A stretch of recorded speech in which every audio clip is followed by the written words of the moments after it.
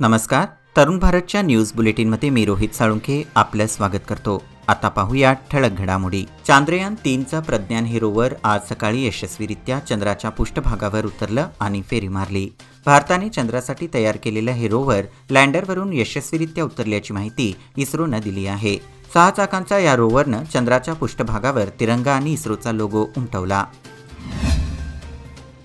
30 August रोजी म्हैसूर येथे राज्य सरकारच्या महत्त्वाकांक्षी गृहलक्ष्मी योजनेचा लोकार्पण सोहळा पार पडणार आहे. या संदर्भात उपमुख्यमंत्री डी.के. शिवकुमार यांच्या उपस्थितीत आज पूर्वतयारीची बैठक पार पडली.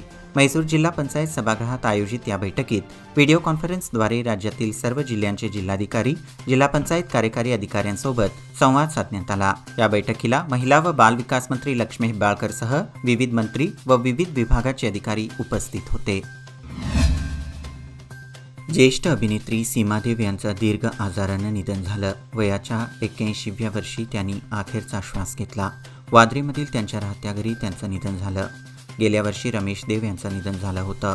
मराठी चित्रपटसृष्टीतील एव्हरग्रीन जोडी निघून गेली अशा भावना चित्रपटसृष्टीसह चाहत्यांमधून उमटत आहेत. श्रावण मासातील वरद महालक्ष्मीच्या पूजनासाठी बाजारपेठेत फळाफुलांची मागणी वाढली आहे. त्यामुळे महिलांकडून खरेदीची रेलचेल पाहायला मिळाली. विशेषतः पूजेचे साहित्य, पाने, फळे, फुले, हारांना मागणी वाढली आहे.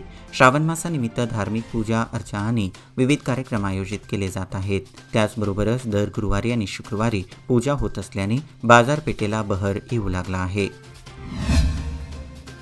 बेळगाव तालुक्याच्या गावांमध्ये सेवा बजावणाऱ्या ग्रामसहायकांनी नागरिकांची कामे वेळेत पूर्ण करावीत, शेतकऱ्यांना आवश्यक कागदपत्रांची पूर्तता करण्यास विलंब करण्यात येऊ नये, तत्पर सेवा देण्यात यावी अशा सूचना तहसीलदार बसवराज नागराळ यांनी ग्रामसहायकांना केली आहे.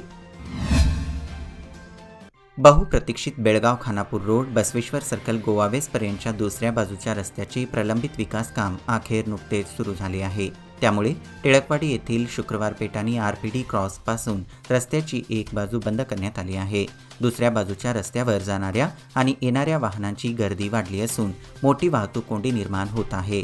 यामुळे वाहन चालकांना खानापूर रोडवर येण्यासाठी पर्यायी मार्गाने वळसा घालून यावे लागत आहे. गणेशोत्सव पुढच्या महिन्यात येत असल्याने तत्पूर्वी येथील रस्त्याचे काम लवकरात लवकर पूर्ण करण्याची गरज असल्याची मागणी नागरिकातून जोर धरू लागली आहे.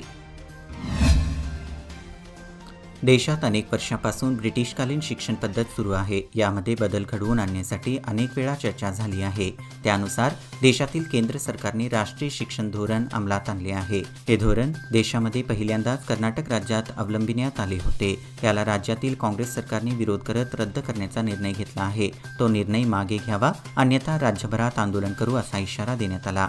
अखिल भारतीय विद्यार्थी परिषदेतर्फे जिल्हाधिकारी कार्यालयावर मोर्चा काढून निवेदन सादर करण्यात आले. बेळगाव जुन्या तहसीलदार कार्यालय समोरील प्रवेशद्वारावर असलेल्या गटारीची दुर्दशा झाली असून भूमी केंद्र आणि अटलजी जनस्नेही केंद्राला येणाऱ्या नागरिकांसाठी ही गटार धोकादायक ठरत आहे. संबंधित विभागांनी याकडे तातडीने लक्ष पुरवून या धोकादायक गटारीची दुरुस्ती त्वरित करण्याची मागणी सातत्याने होत आहे. आरोग्य व कुटुंब कल्याण विभाग, राष्ट्रीय रोग नियंत्रण अधिकारी कार्यालय, सार्वजनिक शिक्षण विभागाने तालुका आरोग्य अधिकारी कार्यालय बेळगाव यांच्या संयुक्त विद्यमाने डास प्रतिबंधक दिनानिमित्त डास नियंत्रणाचे प्रात्यक्षिक दाखवण्यात आले. यावेळी बेळगाव शहर आणि ग्रामीण एकूण 46 शाळांतील विद्यार्थी सहभागी झाले होते. याप्रसंगी डासांपासून पसरणाऱ्या रोगांविषयी सांगून उपाययोजना तसेच प्रात्यक्षिक दाखवण्यात आले. या कार्यक्रमाचे उद्घाटन शिक्षण विभागाच्या संयोजिका गीता तिगडी यांच्या हस्ते करण्यात आले. प्रमुख पाहुणे जिल्हा रोग नियंत्रण अधिकारी डॉक्टर एम.एस. पल्लेद, जिल्हा क्षयरोग नियंत्रण अधिकारी डॉक्टर चांदनी देवडी, तालुका आरोग्य अधिकारी डॉक्टर शिवानंद मास्ती होळी व इतर मान्यवर उपस्थित होते. पावसाने दडी मारल्याने शेतकरी हतबल झाला आहे. पाण्याअभावी पिके करपून जात आहेत. अशा पिकांना जीवनदान देण्यासाठी पाणी सोडणे आवश्यक आहे. असे असताना एस्कॉमकडून सुरळीत वीज पुरवठा केला जात नसल्याने पिके वाळून जात आहेत. त्वरित शेतकऱ्यांना सुरळीत वीज पुरवठा करण्यात यावा अशा मागणीचे निवेदन कर्नाटक राज्य रयत संघटनेतर्फे विजयकुमार होनकेरी यांना देण्यात आले. टिळकवाडी बेळगाव येथील श्री साई मंदिरात येत्या पौर्णिमेला म्हणजेच गुरुवारी दिनांक 31 ऑगस्ट रोजी भक्तांसाठी सामूहिक श्री सत्यनारायण पूजेचे आयोजन करण्यात आले आहे.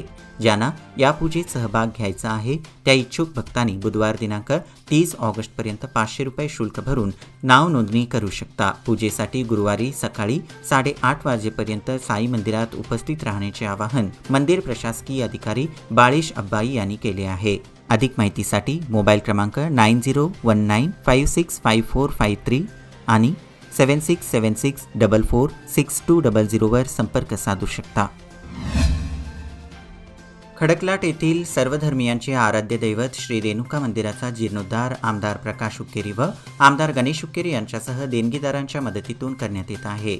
मंदिर परिसरात ग्रामपंचायतीच्या माध्यमातून लवकरच पेवर ब्लॉक बसवण्यात येईल असे मत ग्रामपंचायत अध्यक्ष राकेश चिंचणे यांनी व्यक्त केले. ते श्री रेणुका मंदिर जीर्णोद्धार कमिटी व भाविक भक्त यांच्या वतीने आयोजित सत्कार प्रसंगी बोलत होते. रायबाग येथे तालुका प्रशासन व मागासवर्गीय कल्याण विभाग यांच्या वतीने देवराज अरस यांची जयंती साजरी करण्यात आली. प्रमुख पाहुणे म्हणून DS नाईक उपस्थित होते. यावेळी मान्यवरांच्या हस्ते प्रतिमा पूजन करण्यात आले. अध्यक्षस्थानी तहसीलदार सुरेश मुंजे होते.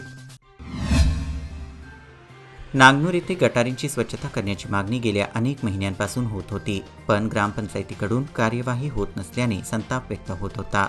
गटारीचे पाणी तुंबताना आरोग्याचा प्रश्न निर्माण झाला होता.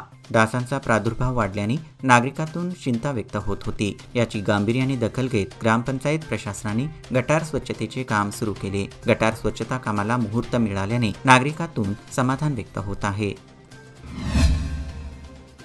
केवळ न्यायालयातील वादविवादावर काम करण्यात सतत व्यस्त असणाऱ्या चिकोडी येथील न्यायाधीशांनी नवभारताची पिढी तयार होत असलेल्या शाळांना भेट देऊन तेथे विद्यार्थ्यांना योग्य त्या मूलभूत सुविधा उपलब्ध आहेत का याची पाहणी करून सामाजिक बांधिलकी जोपासल्याचा प्रकार घडला.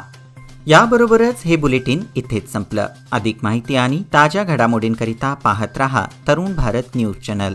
तसेच आमच्या चॅनलला लाईक, शेअर आणि सबस्क्राईब करायला विसरू नका. विश्वासार्ह बातम्यांसाठी दररोज सकाळी वाचा दैनिक तरुण भारत. धन्यवाद.